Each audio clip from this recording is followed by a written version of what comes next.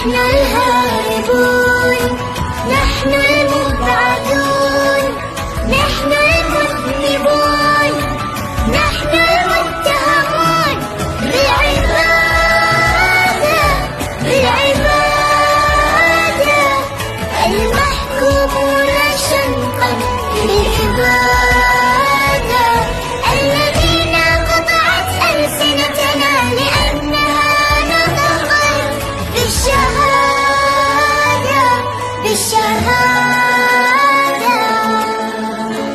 سيدي الرئيس،